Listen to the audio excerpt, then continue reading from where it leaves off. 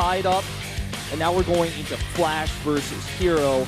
Flash is looking better and better in his TDP. herO slumping a little bit, so it's totally feasible that Flash wins this one. It can absolutely happen. Oh, I completely agree. I think he has a great choice to do so, and so does nearly everyone else. Now, I do vote for herO here, but it's like a really tough vote. I mean, herO slumping a little bit. Only Kanata and I feel like he's got to take this one. I mean, I was like 51-49 on herO, man. I just had to pick him, but this is going to be really close. Yeah, well, I mean, last time these guys played, Flash ran away with it, I believe. Like, he steamrolled him on Coda, and he played such a powerful macro game more than anything else. If Flash is allowed to get into that macro game and allowed to just let his mechanics fly, and his army just gets absolutely insanely too big. Yeah. And he's just literally steamrolled what herO does against every other Terran and has a lot of success with, which is a lot of like Gateway Colossus style. Yeah. That's how hero's playing it. It's how he's been playing the matchup for a while. It's actually made him a little bit predictable, to be honest. He doesn't change it out too much. He doesn't do much cheesing. He doesn't do any, he does proxy from every now and then, especially in a best of series, but usually not in Pro League. He just tries to let his macro win. Take a look at his stats. I mean, he's got the sideways arrow, which you'd almost never expect from herO. He is 8-1 versus Terran. Where'd that one come from, Wolf? Flash. Yeah, it did. Now, 15-8 this season at Grandmaster logo because he is up there tied with 15 wins. And, I have to say, I feel like as long as his Flash doesn't mess up his early game, he's got a really good chance of taking this. But if Flash gets any advantages, like you were saying, he just runs away with the game. His macro is basically perfect. That's what he was known for in Brood War. Yeah. Look at this. 12-13 versus Flash. Oh, my God. Yeah, that is so close. These guys seem very even in skill. It's just about, herO's had a lot more success in StarCraft 2, but I still see the power in Flash if the game goes, if the objectives go his way. It's like, okay, if my mechanics get up, if my macro is up and running, I will win the game. But it's about getting there, which has always been the problem in StarCraft 2. Now this season, Flash was slumping hard at the beginning of the season. He's 8-10, still currently with a negative record, but he gets the upward right arrow because he is doing well recently. Just got into Code S. He's 6-9 ace matches. He's played in 15 ace matches. His team puts him out so many times. And he even got put out in the playoffs in the ace match instead of TY. That's right. And they rely on him a lot. And it feels like what they're seeing in him is finally starting to come into fruition. He's finally started to get out of that slump and prove that he is still the greatest RTS player of all time. Now, in StarCraft 2, can he finally get to where he was in Brood War? It's yet to be seen, but he's on the right path. Certainly so. I mean, he's been on this path for a long time, too. So it's been a long, winding road. But let's see what he's got in planted today. Maybe he can take down herO again. That would be phenomenal for him and his confidence. Let's see if he can do it. The map is Echo, a two-player map for herO versus Flash. Tell your friends about this one. The winner will take a 2-1 lead. The map is loaded. Let's jump into it right here, right now. Game 3, CJ Antis versus KT Rolster. I'm Wolf, with me is Moonglade. This is going to be a sick game. Let's jump into it.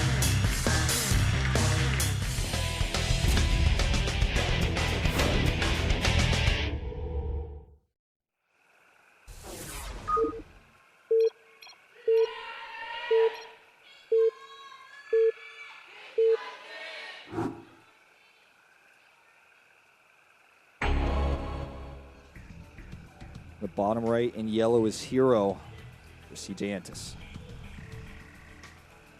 And up here in the top left, we do have KT Rolster's Flash. The God Terran. The God Terran. Oh, Buster drinking. Drinking some of that vitamin drink. It's really healthy. Don't feel bad about it. Well, they do just the same, Wolf. The way things here in Korea. I'm like, listen, it's okay to be healthy and watch StarCraft. I don't know, right? Like, don't be ashamed. I think it's totally fine. Make me self-conscious. Yeah, I know. I'm like, I ate some donkasu there. Like, you guys are like eating or drinking healthy water and just watching a good game. Now, I feel like there's been like very few top famous like idol level players in Korea.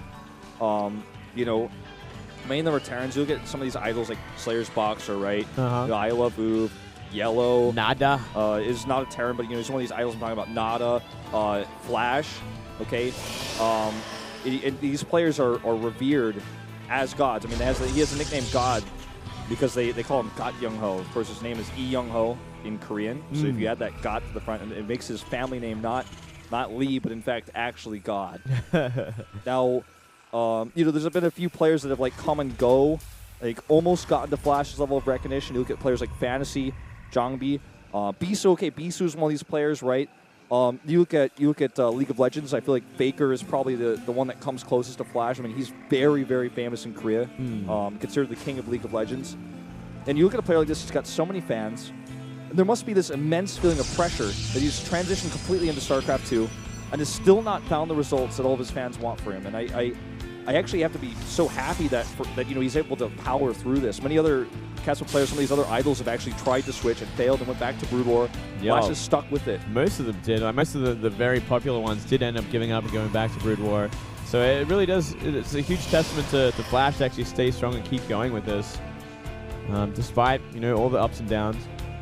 It's been a bumpy ride for him, you know. It really has. He's going to be starting things off here with the Reaper opening, which is standards at the start. Safety first, which is certainly the name of the game when it comes to Flash. You know, he's not too overly aggressive ever.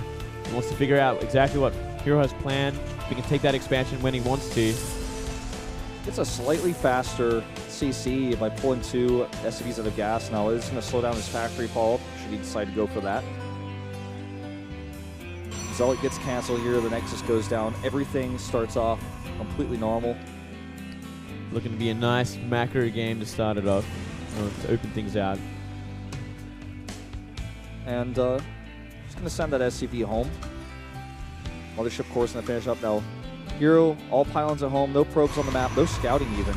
Denying the Reaper here with this positioning of these buildings. Actually not going to be able to jump up there like he wants to, so Flash, I think, realizes this. Yeah, very smartly, just keeping that Reaper outside, waiting for anything to come out, and I love this third CC. This is exactly what we come to expect from Flash in this matchup. He wants to get that third CC up and running. He wants to take no damage early on and go into that insane macro game that we've seen him have so much success with in this matchup. All right, he's going to attempt to jump up here, and the Stalker's not ready. It's a rushed Stargate here. He will scout it. Worth the risk here on that Reaper. It should escape. 12 hit points left. So big. Such a big scout there. Now all he needs, and all he needs is to make sure he gets his eBay up on time. It is going to be Oracles, no doubt. Yeah, I mean, he's got Reactor Marine on the way, so he should have enough Marines for at least one base to start things off here. There's that eBay. Great scout there. Give him the great early game. Now, if he gets, you know, even if the Oracle doesn't do much damage, it's going to be very important to note that herO will scout this third CC with this Oracle, and then he will have to make a response. He's adding a robotics, actually, right now. And that could lead to an aggressive follow-up once he sees this CC. It might not be his initial plan, because herO almost never does all-ins, as I said before. Probably just for an early observer, but this gives him an opportunity once he scouts his third CC. Yeah, it's hard to see exactly what he had planned beyond like mass observers into that third base that we always see him go for with Blinkstalker and Colossus. Let's see what this Oracle can do. That its hard finishes just in time and natural. That timing is perfect to defend this. 0 damage, literally 0 damage. Great start for Flash. Yeah, and the Reaper's actually going to go check, even to be extra safe. Look at that jump up. He's going to try to sneak by this Mothership Core and the Stalker. Get an additional scout. He's going to see the robotics.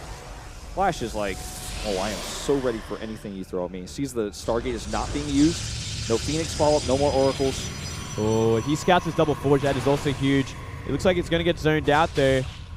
Well, that could have been a money scout indeed. That's going to show the exact same style we always see from herO. The exact same thing. He's going to do it again against Flash, but maybe he'll have more luck this time. Yeah, I mean, he's definitely... I mean, that's the other response to a fast third CC is the ultimate greed. Double Forge, Twilight Council, and Robotics Support Bay. All on just 2 bases with basically no gateway units. He's got 11 supply and armor right now. I like this a lot. It'd be interesting to see him actually go to Templar for once. Like, we never really see herO invest in Templar in this kind of matchup. He's usually going for that Blinkstalker, Zealot, double upgrades with a lot of Colossus, and then he just goes for favorable engagements. But if he actually added Storm, he took it to the late game and went toe-to-toe with Flash and just macro, but had a superior composition. I'd like that so much. 2 more gates. so hard trying to get a third base up there. Yeah, he's actually going to try to take third base as well on top of all this. And the way he's trying to do this is using this Oracle to keep Flash back. He's always revealing these units. And I actually think he will be able to hold on to this third base. If he can just slow this down a little bit more. Flash doesn't know this is here, but he knows it's likely to come because he's not seeing any other sort of other pressure. And a Pro-Ops player, also which he didn't scout the Fortress for, he's probably like, wow, you're probably taking a fast third base as a response to this since you're not attacking me. If he can slow this down even just a little bit more, he should hold this easily. Yeah. I'm thinking so. I mean, it's a pretty scary amount of bio too. Marauders with those Marines. Going to do a little bit of damage, but it's going to be up to herO to be in place for it. Currently, you know, he's currently sitting at like 1 Zealot, 2 Sentries, and a Stalker. That is not going to be enough. And Stim has finished up as well, but Flash isn't going to commit beyond anything but 1 Marine scouting it. He's waiting for those 2 medivacs. Yeah. That's going to give him like a lot more sustainability to actually fight. The first Colossus is out. The second one is on the way, as well as range, blink, and the 1/1 upgrades. The 1/1 upgrade is going to finish actually before Flash even finishes his +1 attack. So this is you know, it's still a risky place for herO. But if he holds onto this base, it's going to take a pretty big advantage. No way he's going to take a 4th base right now. Where's that probe going? Are you crazy? Yeah, that would be actually so cool as well. No way. I would love that, but man, is it ballsy.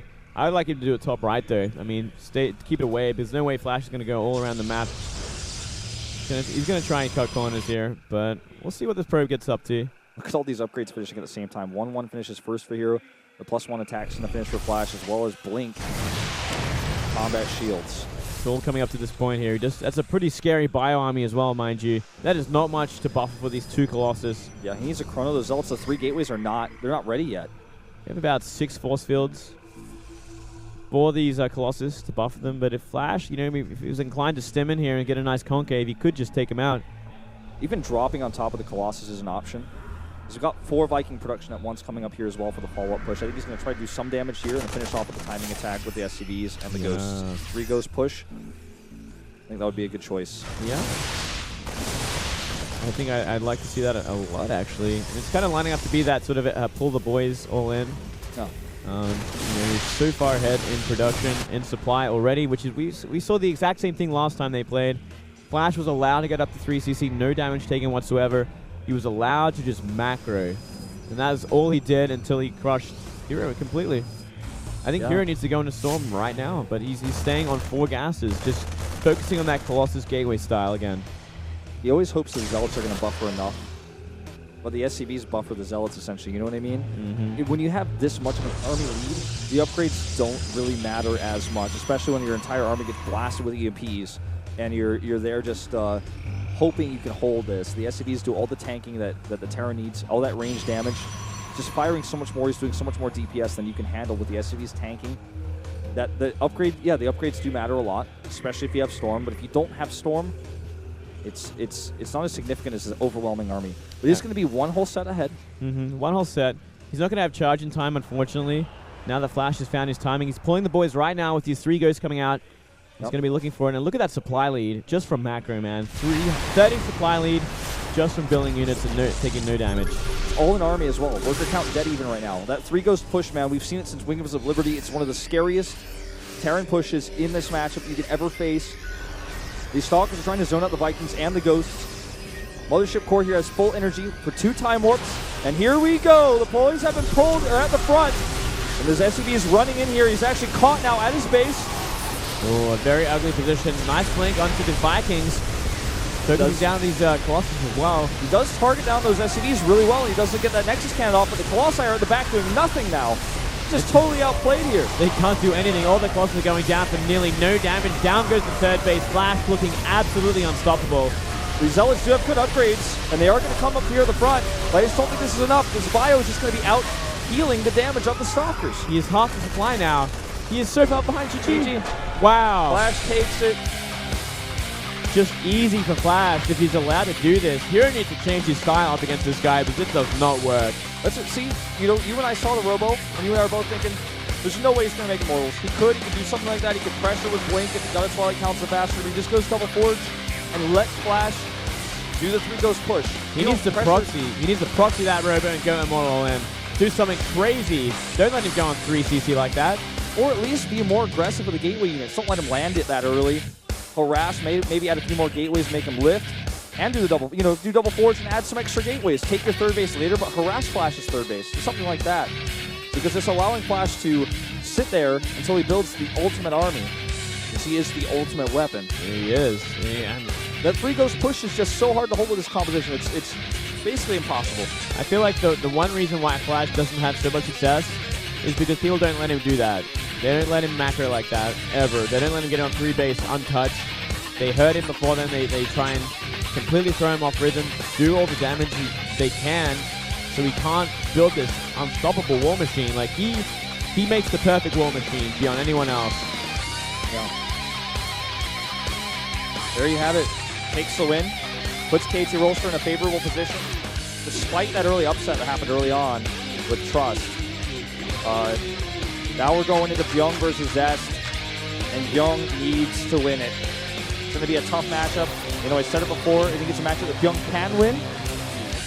He used to be one of the best P players in Pro League, coming out on Outboxer, consistently beating Colossus there, like Maru. Maru and Byung, like kings, splitting the Marauders and doing well on Outboxer.